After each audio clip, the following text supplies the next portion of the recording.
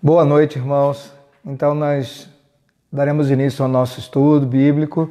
É uma grande satisfação estar com vocês novamente. O prazer maior seria de estar junto no nosso local de reunião, na nossa igreja, mas, infelizmente, pela contingência da pandemia e da situação que nós vivemos, temos que estar utilizando esses recursos, a mídia social, para que possamos estudar e compartilhar e meditar nas coisas do Senhor. É uma grande satisfação estar com vocês e nós vamos, como começamos na semana passada, continuar estudando o livro de Atos e as histórias da igreja que se iniciou naquele momento. Vamos dar uma passada na lição da semana passada, para quem não acompanhou poder se integrar do assunto, e vamos dar sequência no nosso estudo a partir do versículo 15 do capítulo 1. Na semana passada nós situávamos os irmãos naquele contexto, no contexto de Jerusalém, no contexto dos acontecimentos que se desenvolviam. Os discípulos estavam sozinhos em Jerusalém, Jesus havia subido, eles novamente estavam sem Jesus. Jesus havia sido crucificado e durante algum tempo eles tiveram a sensação de que estavam sós. A ressurreição foi se manifestando a cada um deles progressivamente. A experiência com Jesus ressurreto foi alcançando cada um com o passar do tempo, até que todos souberam e durante 40 dias Jesus permaneceu com eles. Depois foi assunto aos céus. Ele subiu, foi recebido pelo Senhor. E nesse momento os discípulos novamente ficaram sozinhos. Como nós lemos na semana passada, as Escrituras nos relatam que eles perseveravam unânimes em oração, Pedro, João, Tiago, as mulheres, os apóstolos, os que restaram, e estavam ali aguardando as novidades, aguardando as promessas que Jesus havia feito. Jesus recomendou para que eles aguardassem em Jerusalém e que ali eles recebiam as orientações e as instruções do que haveria por vir. E foi assim que eles fizeram, foram para Jerusalém. Só que um dos relatos bíblicos mais emocionantes é esse aspecto da perseverança em oração, que nós conversamos na semana passada. É uma perseverança em oração que é diferente do que nós pensamos hoje ou consideramos hoje no nosso ambiente e nas nossas relações. Aqui no Brasil, a perseverança em oração ela acontece sem muita pressão por conta da igreja.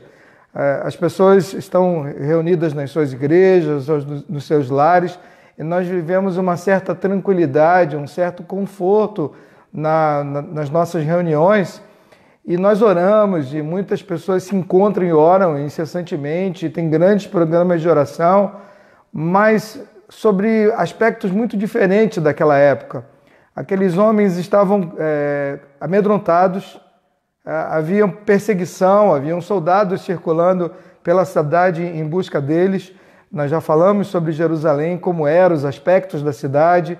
Era uma cidade perigosa, não havia polícia, era uma cidade cheia, uma cidade contida dentro das muralhas, e por causa disso ela era muito cheia, as coisas aconteciam muito próximas, as notícias circulavam com muita rapidez pela proximidade das pessoas.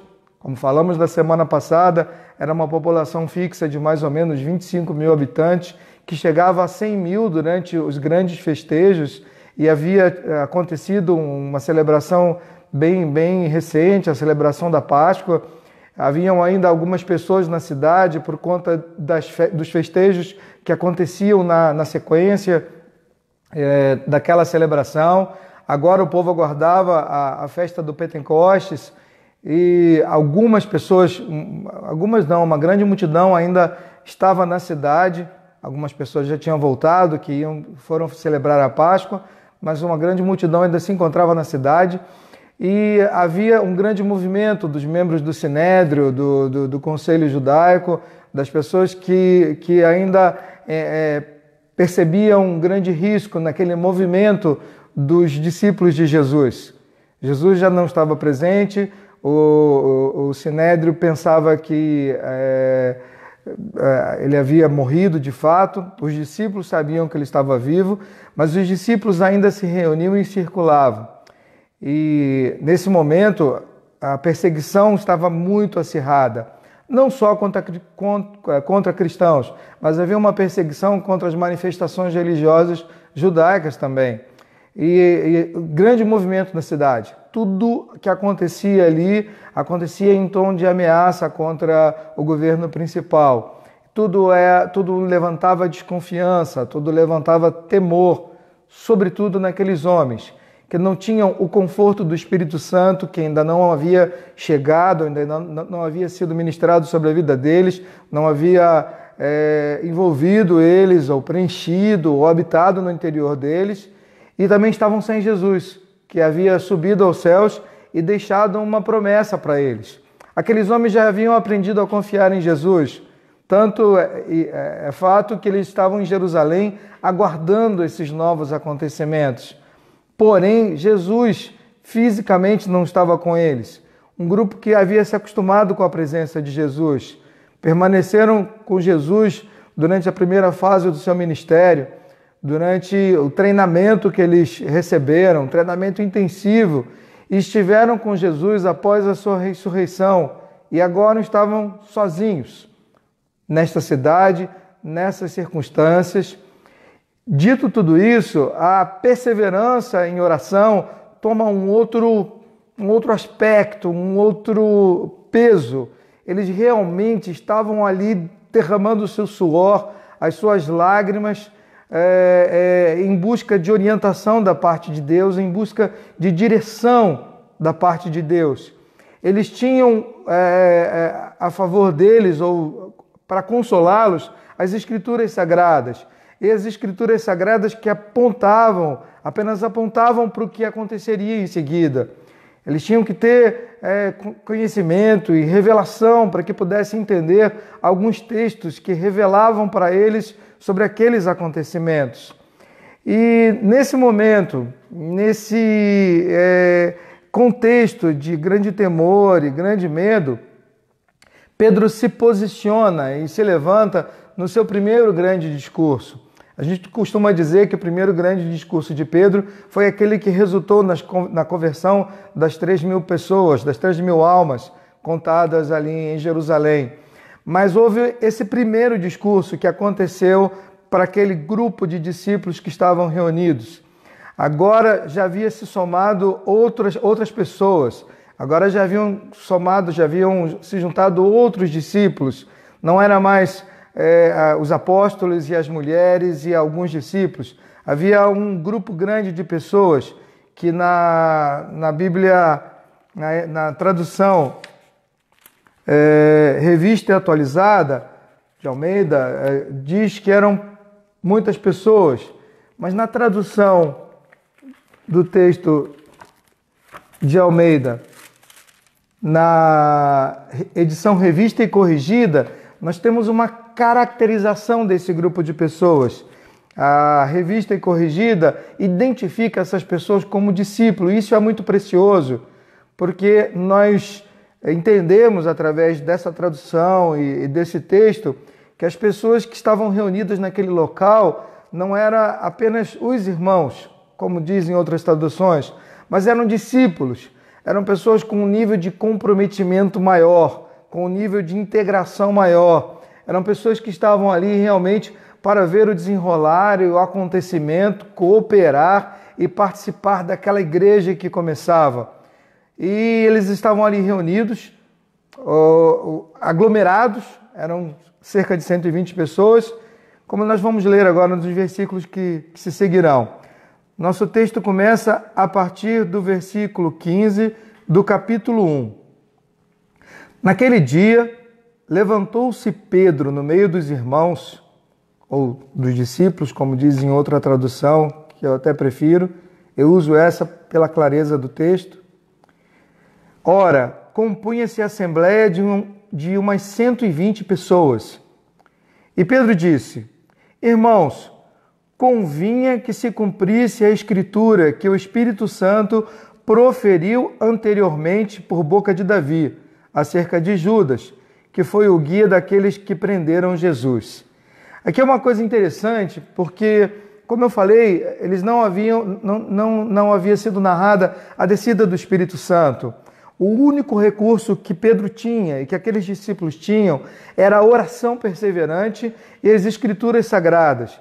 E baseado na oração, na consulta ao Senhor através da oração e baseado nas Escrituras sagradas, Pedro se levantou com essa tremenda afirmação. Nós temos hoje o recurso do Espírito Santo no nosso coração, na nossa vida, que nos capacita de maneira sobrenatural a compartilharmos o reino e as coisas do Senhor.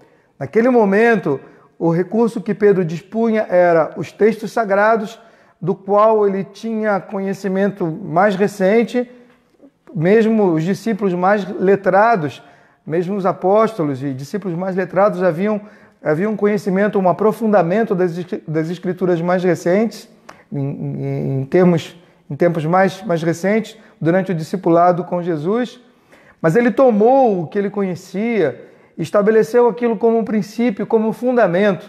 Então nós podemos dizer que a igreja começou, e esse grande discurso que Pedro proferiu para a escolha de mais um apóstolo foi baseado no texto sagrado, na Escritura, no que nós chamamos hoje de Bíblia, mais especificamente na porção que era destinada aos judeus, do Antigo Testamento, das profecias, das instruções, dos salmos, dos livros de sabedoria, e ele se baseou nesse recurso para começar aquela igreja, para lançar os alicerces daquela igreja. Isso é importante dizer, porque nós vemos muitos movimentos, muitos trabalhos, muita atividade começando sem a retirada das Escrituras sagradas, dos princípios e fundamentos. Pedro aqui buscou nas Escrituras e teve a revelação necessária da parte de Deus para que pudesse começar essas informações e tomar as decisões que se seguiam. É muito interessante também a gente notar que ele assumiu a liderança junto com mais alguns apóstolos e alguns discípulos durante um momento de muita crise, uma crise muito superior à que vivemos hoje. Então, hoje, nós não podemos nos esconder atrás dos fatos que nos acontecem, atrás das histórias que estão acontecendo agora, para poder justificar a nossa ausência ou a nossa falta de participação nas atividades do reino. Muito pelo contrário, a pressão deve nos gerar, como gerou naqueles discípulos, a oração incessante, o clamor incessante, a perseverança em oração, para que dessa maneira possamos nos aproximar do Senhor e receber do Senhor o conforto, a direção e a orientação para passarmos por esses dias difíceis que estamos passando, que não são dias de perseguição pessoal, mas são dias de confinamento, são dias de temor e de grande angústia para muitas pessoas. Todos os dias, a toda hora, eu recebo ligações e telefonemas de pessoas muito temerosas, pessoas que eu tenho tido a oportunidade de compartilhar as Escrituras, a palavra, o conforto de Deus e a esperança, que tem sido de muito mais proveito até do que o meu conhecimento técnico. O conhecimento técnico tem sido divulgado em todas as redes sociais, em todas as mídias, através de muitos médicos. Mas a esperança, ela está contida no povo de Deus. A esperança, ela está contida na igreja. E esse é o momento da igreja se manifestar, nesse momento de crise, se manifestar, comunicando à comunidade, às pessoas que nos assistem, que nós temos o apoio, o respaldo, o penhor do Espírito Santo nas nossas vidas, nos ajudando a passar por esses dias difíceis, por esses dias de temor e de angústia. Como passaram esses discípulos e como seguiram a vida esses apóstolos, de tal maneira que, vendo o tempo apropriado, Pedro se levantou e deu seguimento baseado na oração que eles haviam praticado incessantemente e nas Escrituras sagradas, que ele lançou mão agora para orientar aquele povo que estava junto com ele. Eram 120 pessoas. eram muitos discípulos que estavam ali reunidos, aguardando, não sabiam muito bem o que, mas havia sido prometido a eles por Jesus que esperassem em Jerusalém. E dessa maneira fizeram. Vamos continuar lendo o texto, agora no versículo 16. Pedro continua: Irmãos, convinha que se cumprisse a Escritura, que o Espírito Santo proferiu anteriormente por boca de Davi, acerca de Judas, que foi o guia daqueles que prenderam Jesus. É muito importante lembrar que a citação de Judas aqui, ela vem da parte de Pedro. Davi não falou no nome de Judas quando profetizou através dos seus salmos. E os profetas que narraram esse episódio em profecia, em nenhum momento falaram no nome de Judas. Eles falaram daquele que o traiu, daquele que o trairia, daquele que do meio deles sairia e trairia Jesus. O nome Judas surgiu com Pedro, através dos fatos que aconteceram, e Pedro se apropriou da informação e mesclou e inseriu nas Escrituras Sagradas. Eu estou falando sobre isso porque, nesse ponto, existe grande discussão dentro da igreja, mesmo dentro da nossa comunidade, sobre eleição, escolha, predestinação, livre-arbítrio, que não é o tema do nosso debate. Mas, enfim, os profetas profetizaram de um que trairia. Aqui Pedro identificou esse um que trairia com Judas. E eu penso que poderia ser outra pessoa. As Escrituras falam que Satanás anda ao nosso redor, cirandando, rodeando, bramindo como um leão, buscando a quem possa tragar. E dentro desse grupo havia pessoas com vulnerabilidades muito grandes. E Judas, de fato, desde o início, demonstrou toda essa vulnerabilidade.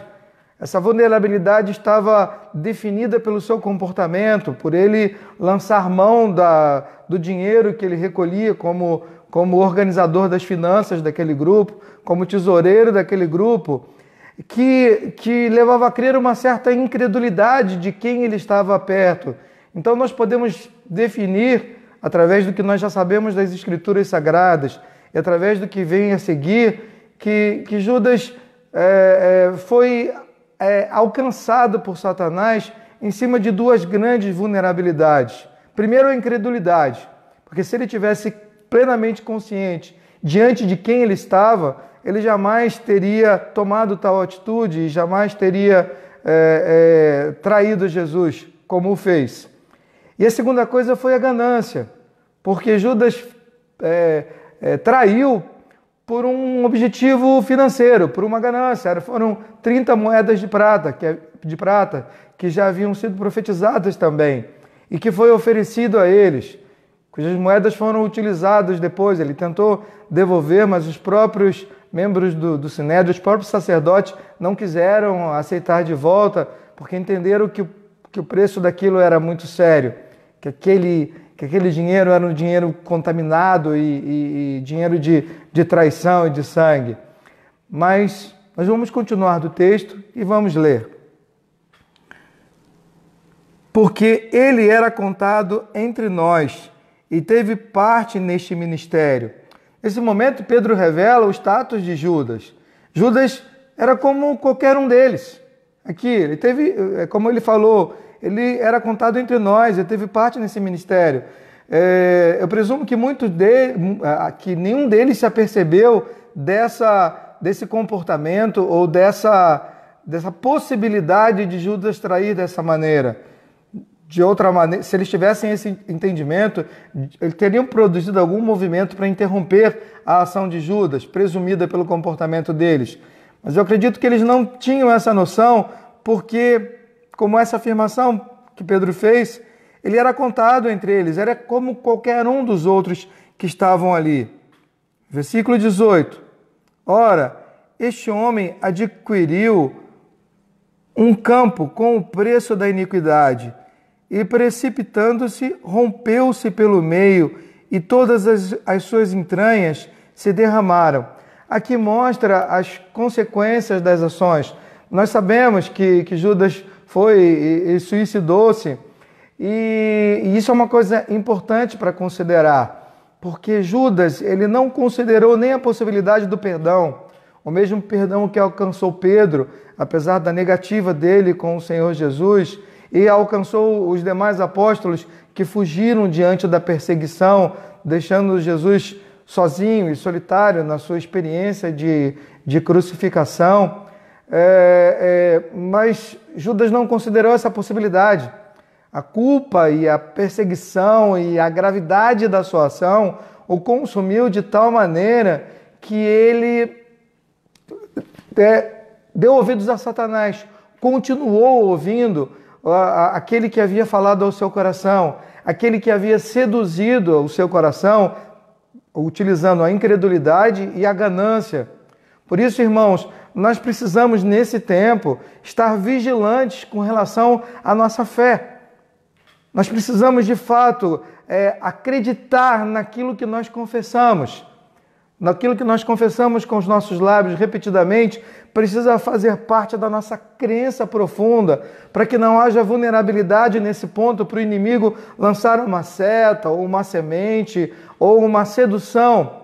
Porque pela ganância nós somos seduzidos, nós somos alcançados o tempo todo. Nós estamos o tempo todo procurando ter coisas e alcançar coisas, e esse é um ponto que nós somos muito vulneráveis. Isso nos impede da participação nos investimentos do reino do Senhor, nos impede o progresso de missões, nos impede o progresso das ações sociais da igreja, nos impede o progresso das ações na nossa cidade, no nosso bairro, porque nós investimos a maior parte dos nossos recursos naquilo que é do nosso interesse próprio. Isso não é errado se não comprometesse o nosso compromisso com Deus. É importante nós refletirmos sobre isso. E é importante nós refletirmos que essas vulnerabilidades abriram os ouvidos de Judas para a influência de Satanás, de tal maneira que ele cumpriu os intentos e as orientações de Satanás até o final. Ele deve ter ouvido da mesma fonte que a única solução para ele era o suicídio, quando nós sabemos que o perdão está à nossa disposição, que o perdão chegou para nós. Aqueles discípulos estavam do lado de Jesus e Jesus explicava para eles a extensão do perdão, a eficiência do perdão. Eu acredito que Jesus fez isso durante todo o tempo que andou junto com eles, porque era um elemento importante para aquela nação que se submetia a uma regência de uma lei que definia olho por olho e dente por dente. Eles estavam conhecendo um princípio novo agora, o princípio do perdão, preparando as suas mentes e os seus corações para aquilo que havia de vir, para um perdão que se estenderia a toda a humanidade através do sacrifício de Jesus. Judas não estava atento para esse ponto, não estava atento para o ministério de Jesus, mas estava atento para as orientações do inimigo em seu ouvido. E dessa maneira cedeu, e dessa maneira comprou o campo, o campo foi comprado com o dinheiro da traição de Jesus, conforme está escrito no nosso texto. Ora, este homem adquiriu um campo com preço da iniquidade, e precipitando-se, rompeu-se pelo meio, e todas as suas entranhas se derramaram. É um relato dramático da visão daquele suicídio de Judas. Isto chegou ao conhecimento de todos os habitantes de Jerusalém. Lembra o que nós falamos? Jerusalém era um amontoado de pessoas. Tudo o que acontecia se espalhava pela comunidade. As notícias verdadeiras, as notícias ruins, as tragédias se espalhavam com muita rapidez, porque era corpo a corpo, era um amontoado muito grande de pessoas. Apesar da extensão da cidade ser reduzida, e a importância da cidade de Jerusalém, como foi dito na semana passada, estava ligado à crença, à religião. Ela não era uma cidade que se assemelhava como Roma, no número de moradores, que se aproximava de 1 milhão, ou como Alexandria, que se aproximava de 700 mil, ou como Antioquia, que se aproximava de 300 mil. Era uma cidade com uma população fixa pequena, mas a importância dela era muito grande, porque 1/5 da cidade se organizou em um centro religioso dos judeus. O templo ocupava praticamente 1/5 da extensão da cidade, da área da cidade. E todas as pessoas de todos os lugares procuravam aquele local para adorar ao Senhor, para oferecerem seus sacrifícios, para se redimirem dos seus pecados através dos rituais e das práticas que eram comuns aos judeus naquela época. Era muita gente pecando, e era muita gente procurando a redenção naquele local. Uma redenção que nós temos acesso hoje, através de todos esses eventos que nós já estudamos muitas vezes na nossa igreja e que estamos estudando nesse momento. Porque está escrito... Vou voltar ao texto, ao versículo 19, para nós darmos seguimento. E isto chegou ao conhecimento de todos os habitantes de Jerusalém, de maneira que em sua própria língua esse campo era chamado de Acéldama, isto é, campo de sangue. Aqui Pedro começa a fazer referência ao Salmo 69, porque está escrito no livro de Salmos: fique deserta a sua morada, e não haja quem nela habite. Tome outro, e, continuando, tome outro o seu encargo. E Pedro continuou o seu discurso: é necessário, pois, que dos homens que nos acompanharam todo o tempo que o Senhor Jesus andou entre nós, começando no batismo de João, até o dia em que dentre nós foi levado às alturas, um destes se torne testemunha conosco da ressurreição. Ali ele estava definindo os critérios que seriam utilizados para selecionar as pessoas das quais eles tirariam o que seria o substituto de Judas. E ele colocou critérios importantes. O critério é que deveriam ser pessoas que andaram com Jesus desde o início do seu ministério, desde seu batismo lá no Rio de Jordão, pessoas que testemunharam a caminhada de Jesus, os seus discursos, as suas subidas no Monte das Oliveiras, os seus discursos ao derredor do Mar da Galileia, as suas caminhadas, as suas orientações, pessoas que conheciam Jesus frontalmente, que estavam diante dele, pessoas que desfrutavam de intimidade com o Mestre. Foi um critério para a escolha dessa liderança. Essa liderança foi reduzida depois, nós vamos continuar lendo. Mas esse foi o primeiro critério. Acompanharam todo o tempo que o Senhor Jesus andou entre nós, começando no batismo de João, até o dia que dentre nós foi levado às alturas. Um destes se torne testemunha conosco da sua ressurreição. Então propuseram 2. José, chamado Barsabás, cognominado Justo, e Matias. A escolha desses 2 deve ter sido pelas características. Eles precisavam de alguém que substituísse Judas, alguém que cuidasse das finanças e dos recursos financeiros. Talvez esses 2 tivessem mais atributos para que isso acontecesse. O conhecimento deles, a dinâmica deles dentro daquele grupo.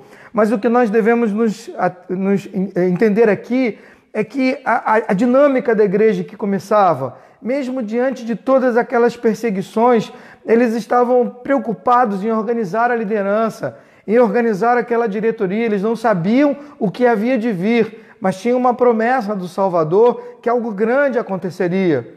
E Pedro, baseado nessas informações, os demais discípulos começaram a se movimentar, a não ficar estáticos, atemorizados com tudo o que acontecia, mas se organizar para o que haviam de fazer. Uma lição importante para os nossos dias de hoje. Nós estamos atemorizados por toda a situação que vivemos, mas isso não deve nos congelar em hipótese alguma. Isso não nos deve paralisar em hipótese alguma. Muito pelo contrário, a comunhão que você está conseguindo com o Senhor agora, em oração, em intercessão, que é uma das coisas que o temor produz no coração do crente, essa busca pelo Senhor, deve agora também te movimentar, te mobilizar diante do reino, para que você volte à sua participação, volte à sua integração, volte ao seu ministério. utilizando os recursos e o que você tem à mão.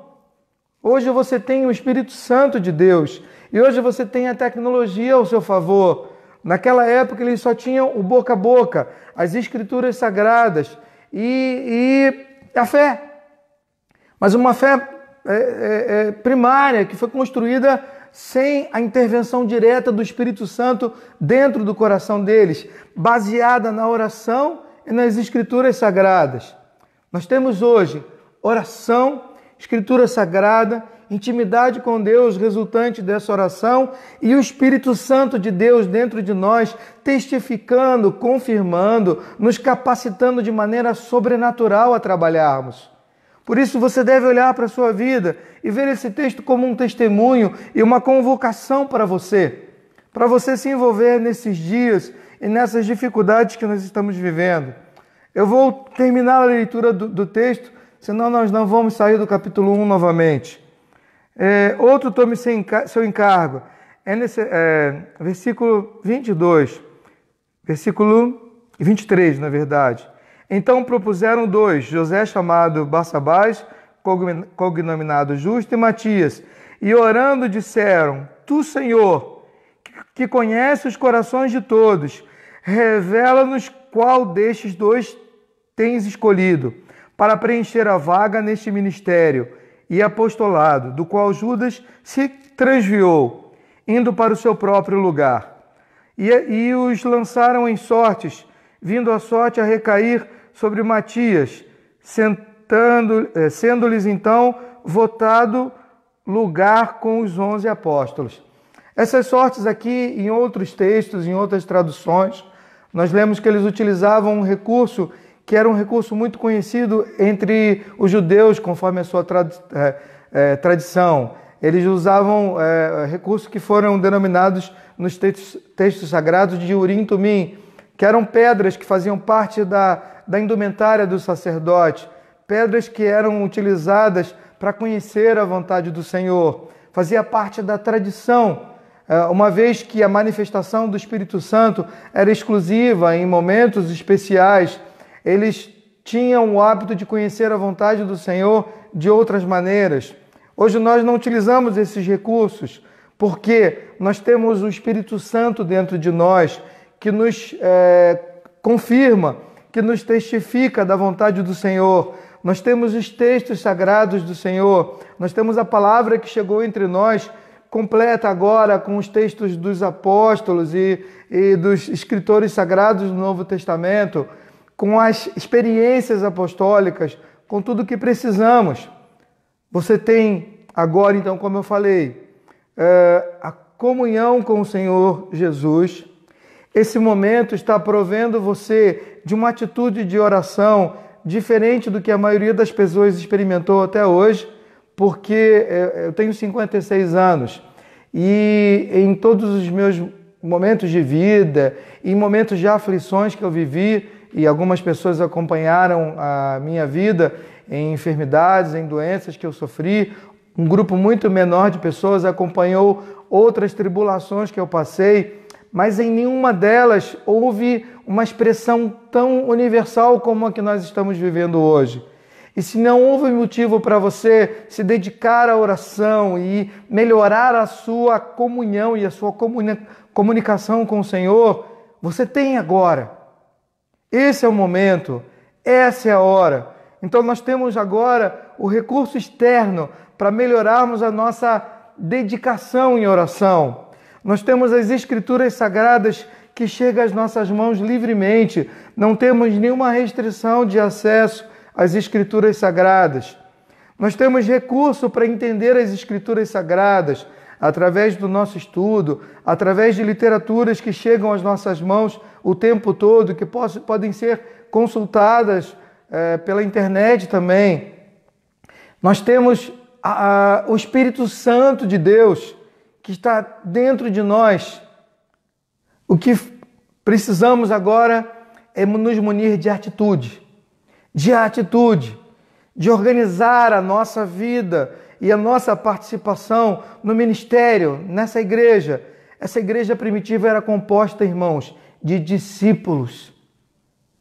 O que nós precisamos ter agora, o que nós precisamos nos organizar agora é num corpo de discípulos.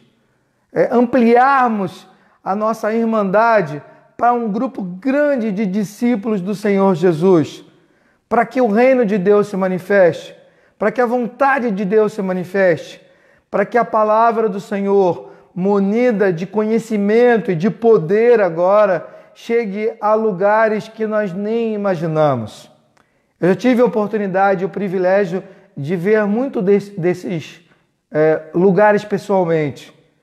Eu já tive a oportunidade de ver pessoas que estão à frente desse exército, que estão comunicando com as suas vidas, com o seu recurso, com o seu entendimento. E nessa noite, através dessa breve reflexão que nós tivemos, de um texto que você pode ter olhado muitas vezes e passado por ele muitas vezes e não ter extraído as informações contidas aqui, e eu gostaria que depois você voltasse e lesse ele através dessa ilustração que nós fizemos, da organização e da mobilização dos irmãos na igreja primitiva, mesmo diante de tanta pressão, para que você coligisse com a sua vida agora, para que você fizesse uma comparação com a sua vida agora, para que você identificasse qual o seu status no meio dessa crise que nós vivemos. E o que você precisa fazer para poder ter envolvimento com o reino do Senhor, para poder receber de Deus as suas orientações e as suas devidas capacitações para trabalhar, para você cerrar os seus ouvidos, fortalecer a sua mente e o seu coração contra as vulnerabilidades do nosso inimigo, do inimigo das nossas almas, que não descansa, que está incessantemente buscando você nas suas vulnerabilidades, na sua incredulidade, nos seus desejos, para que possa encontrar lugar, para que possa demover você, movimentar você, retirar você daquela posição que o nosso Mestre te chamou para ocupar. Olha para a sua vida, irmão. Nesse momento nós vamos orar, nós vamos pedir a Deus que nos oriente, que essa palavra penetre em nossos corações, em nossa mente, para que possamos ter de Deus a capacitação necessária, aliás, para que possamos ter de Deus a atitude necessária, porque a capacitação aconteceu lá atrás, no texto que nós vamos ler na semana que vem. Vamos orar então. Pai Celestial, nós te damos graças por esse momento que estivemos juntos, Senhor. Te damos graças porque num breve momento podemos formar uma comunidade de irmãos, de discípulos, ó Pai, para desfrutar da Tua palavra, para desfrutar dos Teus ensinamentos, para desfrutar das experiências que os apóstolos nos legaram, que estão registradas nesse texto maravilhoso, ó Pai.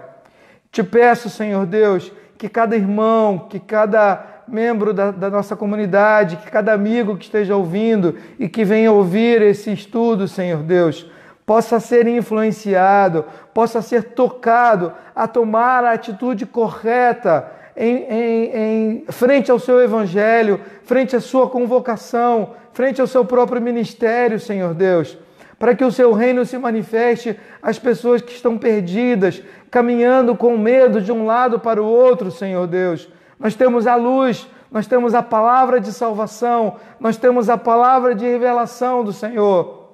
Precisamos agora, com o poder do Espírito Santo, ter a disposição e a dinâmica de comunicarmos o Teu reino, Senhor. Faz de cada pessoa que está ouvindo um discípulo, um comunicador, um instrumento eficiente na participação do Teu Evangelho, na informação do Teu reino, na divulgação das boas novas de salvação.